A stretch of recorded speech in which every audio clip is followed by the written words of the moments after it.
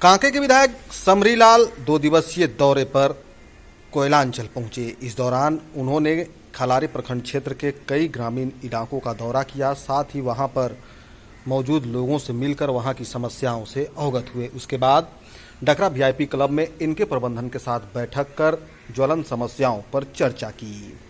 इस बैठक में इनके एरिया के महाप्रबंधक संजय कुमार के अलावा खलारी के बीडीओ नूतन कुमारी, सीओ रवि किशोर राम के अलावा काफी संख्या में भाजपा कार्यकर्ता भी शामिल हुए।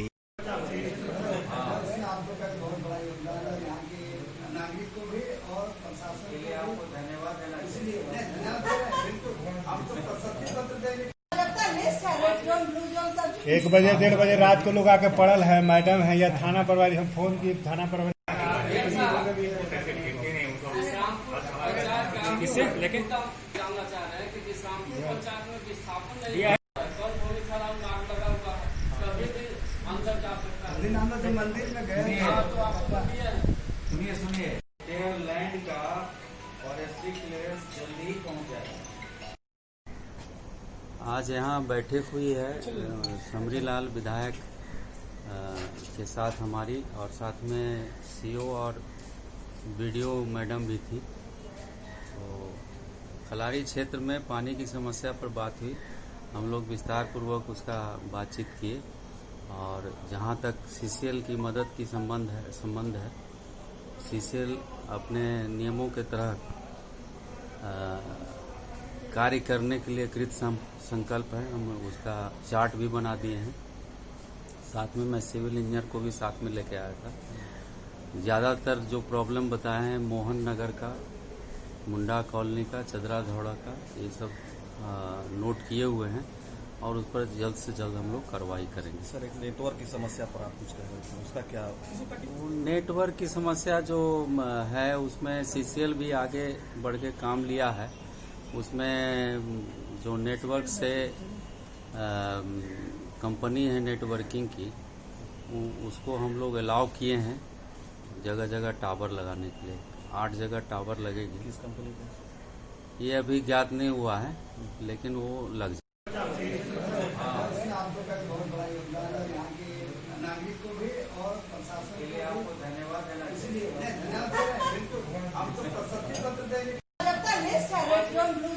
एक बजे 1:30 बजे रात को लोग आके पड़ल है, मैडम है या थाना प्रभारी, हम फोन किए थाना प्रभारी किससे लेकिन जानना चाह रहे हैं कि शामपुर पंचायत में विस्थापन नहीं है, कल थोड़ी खराब नाक लगा हुआ है, कभी भी दौरा कल से ही है। कल हम यहाँ आए तो साईं बाबा का एक हमारे दलित मोहल्ला में एक मंदिर है गुलजार बाग में, वो हर साल वार्षिक उत्सव साईं जी का मनाते हैं। उसी बहाने हम यहाँ आए जरूर, लेकिन मकसद था कि हम अपने विधानसभा क्षेत्र में कोरोना का जो लॉकडाउन ख़त्म हुआ है, जो अनलॉक शुरू हुआ है, तो हम पूरे अपने इस प्रखंड में कल से ही मैकलूसीगंज हो, कोनका हो, मायापुर हो, हेसालोंग हो, नवाडी है, उधर चीनाटाड़ है, बलथरवा गए, तमाम जगह जाकर वहाँ जो 4 महीने में 3 महीने में जो दिक्कतें आई उसके बारे में, और आगे वहाँ पर जो समस्या है, रोड की समस्या है, नाली की समस्या है, कई जगह समुदाय भवन की बनाने की समस्या है, उससे अवगत हुआ। आज सुबह से ही यहाँ पर भूतनगर में, मोहन नगर में, आपके डकरा के साइड में कई मोहल्लों में जाकर देखा। बरसात का समय है, गर्मी तो ख़त्म नहीं हुई है, पेयजल की भी जो समस्या थी उस बारे में हमने देखा है। साथ ही साथ कई जगह कचरा का अंबार लगा, उसको भी देखा है, और साथ ही साथ कई जगह बिजली की जो समस्या है उसको भी देखें। इन सभी तमाम मुद्दों को लेकर जीएम इनके एरिया से काफ़ी गंभीर विचार हुई। उन्होंने अपनी पूरी टीम, इंजीनियरिंग की टीम, ये सबको बुला के लाए रखे थे, और इसमें हम लोग विभिन्न जो समस्या है से उनको अवगत कराए हैं, और साथ ही साथ प्रखंड के साथ कैसे समन्वय बनाकर सीसीएल काम करे कभी कभी समस्या आती है। सीसीएल कोई काम को करता में प्रखंड से कोई काम करना चाहते हैं तो सीसीएल एनओसी की मामला होती है, उसको भी हम लोग अभी आज सल्टा दिए हैं। निश्चित तौर पर सीसीएल कोई भी काम अगर प्रखंड स्तर से होगा तो सीसीएल उसको एनओसी देगा और मिलजुल कर समन्वय बनाकर कोई भी विकास का काम अगर होता है, सीसीएल अगर करता तो अपना बोर्ड लगाए, ब्लॉक या पंचायत से जो होता है उसको अपना बोर्ड लगाए। एक गंभीर चीज हमने देखा है अभी कि 2016 से 2020 तक लगभग 105 करोड़ रुपया डीएमएफटी फंड का सीसीएल ने जिला प्रशासन को या जैसे वो दिया है। अब जब इसकी हम समीक्षा कर रहे हैं, देख रहे हैं, तो 2019-20 में जो है 33 करोड़ 44 लाख रुपया दी है। तो अब हम देख रहे हैं जमीनी स्तर पर कि क्या 33 करोड़ अभी, चूंकि मैं पहले था नहीं, लेकिन अभी जब हम देख रहे हैं घूम के और 1-2 दिन और बीच में आकर देखेंगे और इस बात को जो जिला प्रशासन से, उपायुक्त से मैं गंभीर जाके मिलूंगा कि ये पैसा जो है किस तरह की योजना में लागू हुआ, क्या वो योजना धरती पर उतरी, अगर नहीं उतरी है तो हम उसका फोटो खींचकर जहां उससे लिस्ट लिए हैं, भी कुछ लिस्ट मेरे पास है कि क्या वहां से जो हुआ वो यहाँ चालू हुआ, क्या वो शौचालय बना, क्या पाइप पेयजल की जो है वो व्यवस्था हुई, क्या जो सड़क बननी थी वो क्या हुआ, क्या सामुदायिक भवन बनना था क्या बना। ये सब मामले को, चूंकि मैं जमीन से शुरू से इस क्षेत्र में जुड़ा रहा हूँ, पैदल हर गांव में गया हूँ, मैं इसकी ग्राउंड रिपोर्ट लेकर ये करूँगा। और अगर ये इतनी बड़ा पैसा का इधर उधर हुआ है तो इसको विधानसभा में बहुत गंभीरता के साथ, कि डीएमएफटी का फंड है यहाँ, सीएसआर का फंड है यहाँ, मुखिया लगा रहा है यहाँ, जिला योजना का पैसा लगा रहा है, तो खिलाड़ी को तो एक मॉडल टाउन की तरह अभी तक हो जाना चाहिए था। लेकिन कोई न कोई कहीं गंभीर बात है और इसको हम अपने जीवन में इसको एक उद्देश्य लेकर चल रहे हैं। और निश्चित तौर पर इसी के लिए मैं बार बार आकर अधिकारियों से लेकर मैं रिपोर्ट लेता हूँ। ये नहीं कि मेरा काम कितना हो रहा है इस पर नहीं, लेकिन जो काम हुआ है, जो राशि निर्गत हुई है, उसका जमीन पर कितना बना है, इसको मैं देखूंगा और देख कर कोई उचित स्थान पर, चाहे वो विधानसभा हो, चाहे उपायुक्त से मिलकर काम कराना हो, इसको लेंगे। अभी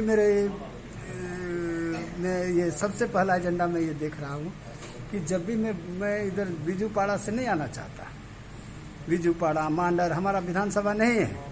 मेरा विधानसभा का 2 ही रास्ता होता है, या तो चामा से ओझासाड़ा में होते हुए मुरुपीरी होते बुढ़मू, जो मेरे क्षेत्र के लोग मिलते हैं, और या तो फिर राय होते हुए, सिटी पत्थर होते हुए, डुंडू बबने होते हुए, चौकीटाड़ सारले होते हुए उमरंडा हो, या फिर ये आपका सीरम होते हुए बुढ़मू। मैं इस रास्ते से जाना आना चाहता हूँ। जो समय हमको आधा समय भी नहीं लगता है शहर पहुँचने बीजूपाड़ा होकर, वो समय में जब ढकरा से निकलता हूँ बुढ़मू जाने में लग जाता है। इसका मैंने राय जो हमारे देखा है कि सरस्वती शिशु मंदिर से लेकर राय बाजार से चूरी से मानकी, और मानकी से वो सीधा आपका ये डकरा मुख्य पथ से जोड़ने वाली बात है। इसको हम गंभीरता से ले रहे हैं और इसको करवाएंगे भी। इसी उद्देश्य को लेकर हम सभी अपने सजग नागरिक हैं यहाँ। आप प्रेस के साथी हैं, आपने भी देखा, और भी हमारे पार्टी के वरिष्ठ कार्यकर्ता भी यहाँ पर है, हमारे प्रखंड के अधिकारी भी यहाँ पर है इन समस्या के लिए, जनता के लिए। तो ये एक बैठक हर महीने में करूँगा, और ये शुरुआत पिछले महीने से मैंने किया है। सांसद भी आए थे, मैं भी आया था, समीक्षा बैठक भी हुई थी। एक बार मैं खुद वीडियो साहब के साथ बैठकर विभिन्न समस्याओं पर हो, उसमें काम भी हुआ है। तो इसी तरह से हमारा ये उद्देश्य है कि यहाँ आए। अभी 2-3 चीज़ मुझे लोगों ने बताया। एक तो बेचारे नाई है, सैलून में यहाँ पूरा बंद है, चारों तरफ बंद है। बिहार में अभी हम देख के वहाँ खुला है।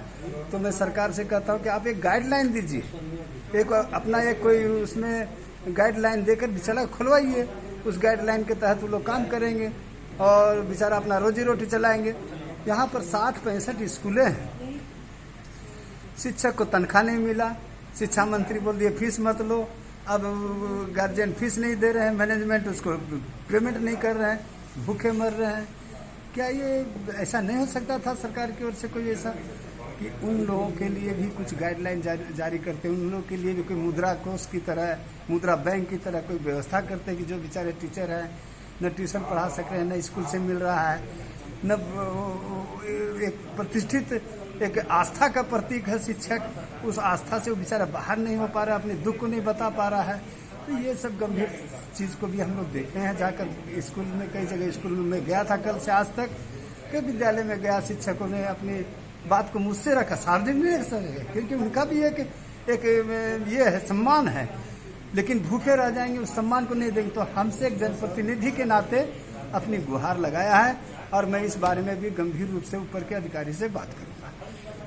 यही आज का एजेंडा था और अगले महीने 20-25 दिन के बाद अगले महीने 5 तारीख को फिर मैं आऊँगा।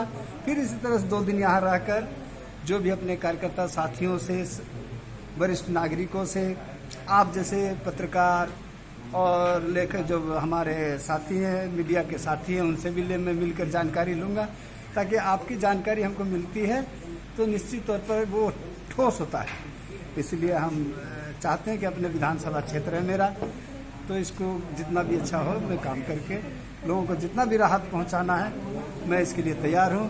और ऐसे आप देखे होंगे पिछले 3 दिन पहले हैसालोंग में वज्रपात हुआ तो बेचारे 2 महिला हमारे जो है भोला गंजू और दीपक गंजू की पत्नी दोनों घायल हो गई, बच्चा भी घायल है।